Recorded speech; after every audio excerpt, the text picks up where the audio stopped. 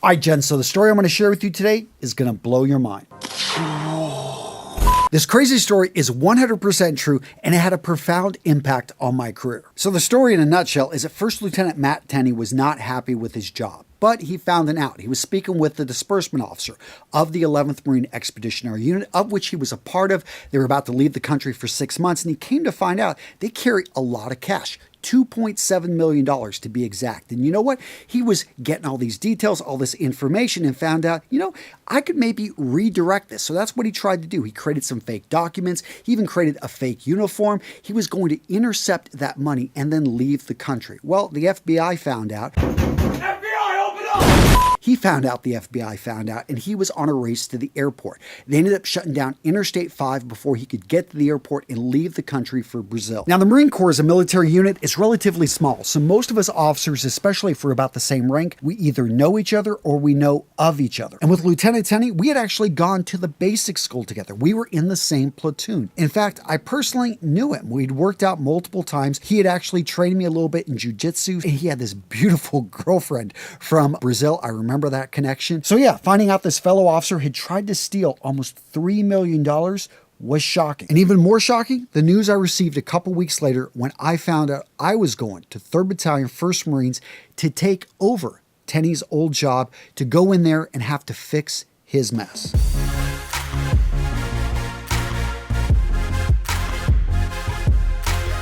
Now, gents, I receive heartfelt letters all the time from men around the world. They're 25, they're 35, they're 55. They're talking about that their life is off track. So many things have happened to them, so many things they've gone through, and they don't know if they can recover. So what to do if you wasted your 20s, you were out partying, you were drinking, you were going out every single night, you were playing video games, maybe you got addicted to drugs, you spent some time in prison. Can you turn your life around? Well, gents, it's my firm belief, based off experience and having seen this happen multiple times with men that have fallen incredibly low, that you can choose at any point to change the direction of your life. Example, let's go back and look at my friend Matt. He received a sentence of 9 years in prison. He was released in 2006. Well, a couple of years ago, I had a conversation with Matt, and this is what he's up to. He's published 2 books, The Mindfulness Edge and Serve to be Great. Both of these books, well received on Amazon, and both of them geared towards helping people overcome mental blocks that are stopping them from being their best. He's become a sought-after speaker and has an amazing TED Talk, Why the Best Leaders Make Love the Top Priority. So how does this apply to you? Because gentlemen, at any point, you can make a choice to be a better person. Here's the thing.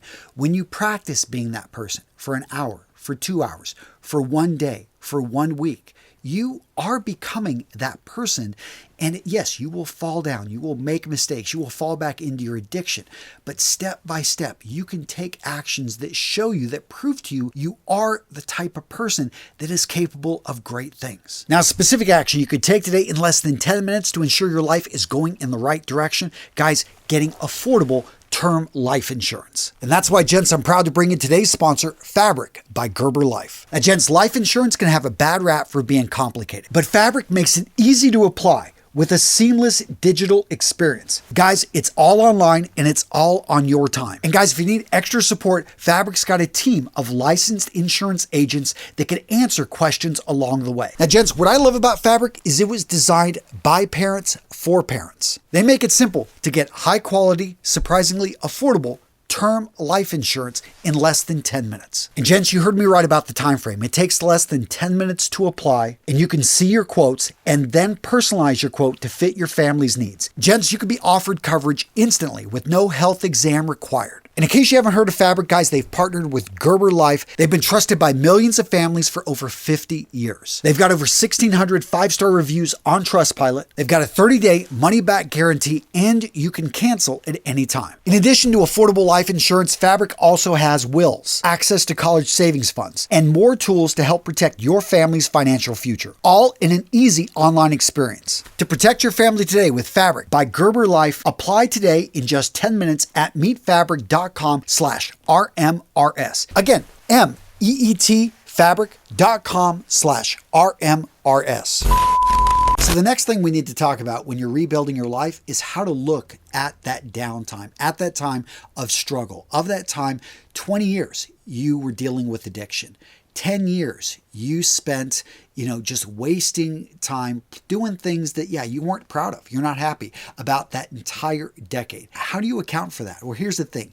You need to flip it. And that's what I loved about Matt's story, is that he used the weakness as his strength. For me, I'll use the example of going through a bankruptcy. Incredibly embarrassing, the fact that I couldn't manage money, that I had to step in front of a judge and explain this, that I went through almost a decade with really bad credit, that I had to write all of these letters to my creditors to tell them, why I had to speak with people. And it was embarrassing why I couldn't pay back this money. But here's the thing. This weakness is a strength now because you have a deeper sense of empathy. You actually have experienced something that the vast majority of people haven't. When people talk about addiction or they read about somebody going through a deep, dark depression, dealing with an illness that has held them back, they read about it. You actually have experienced it. You have felt this, and you not only can draw upon this for strength, but you can better connect with other people that have gone through similar experiences. Because the reality is nobody out there is perfect. Even if they're putting up a facade, they look perfect from the outside. Deep down, they know the mistakes that they've made,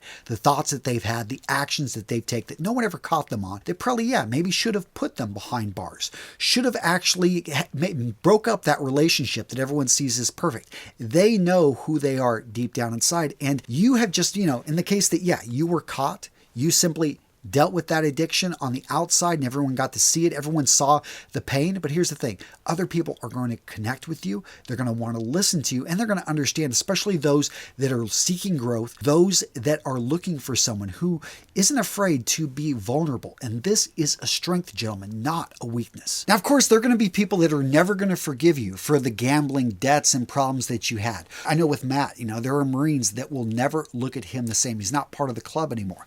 But for me, what I look at is an individual who made one mistake at one point in his life and has paid his debt and should be able to recover, and now is going out there. When I looked at his video that reached over 1 million people, I'm thinking, if I do the numbers on that, 10,000 business owners, and really what he's advocating is that business owners, people that are running companies, managers, that they love the people that they're managing. They treat them with respect. This is something we learned in the Marine Corps.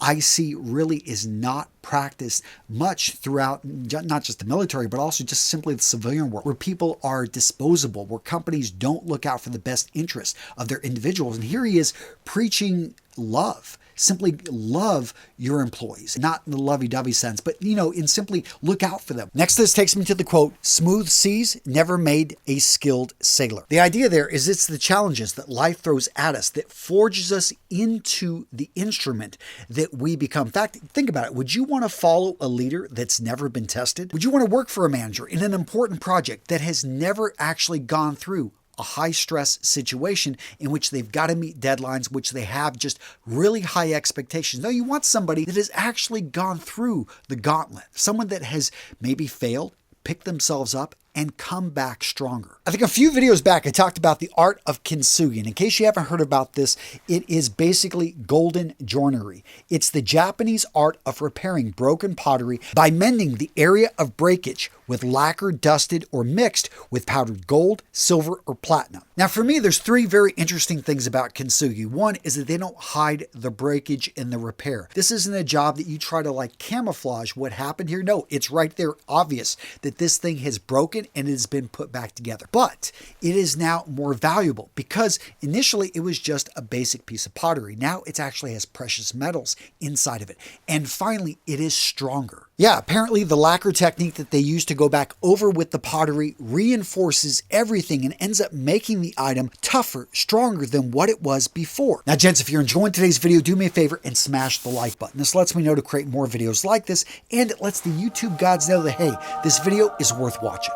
Now, some of you guys watching this may be thinking, okay, Antonio, that's all nice, but I am in my mid-30s and I'm not going anywhere. I've been toiling, trying to make things happen with my art. It's not picking up. I never even finished college. I've got 3 years of student loans. I've got that debt, but no degree to show for it. Hell, I'm almost 40 and I got nothing to show for the last 20 years. Well, if that's you, then don't worry, because I've got a few people right here I want to share with you who didn't have success till actually later in life. Let's start off with Eric Wan. Ever heard of him? Well, you probably have used one of his products, Zoom. But here's the deal. He didn't found Zoom till he was 41 years old. Next up, we've got Henry Ford. Now, we've all heard of him, but many of us don't know that he actually didn't create the Model T till he was 45. Next up, Rodney Dangerfield. He didn't get his break till he was 46 on the Ed Sullivan Show. A year before, yeah, he was a comedian that most people had never heard of. Imagine giving up at 45 when your big break is just around the corner. Stan Lee, yeah, the Marvel legend, didn't create his first comic till he was almost 39. We live in a society that is youth obsessed, always talking about these 20-year-old billionaires that sold these companies. But get this, the research says that age can be an advantage. So they looked at 2.7 million founders. Yeah, a lot of research here. And they looked at founders ages 50, ages 30. They found that founders age 50 were twice as likely to have a successful exit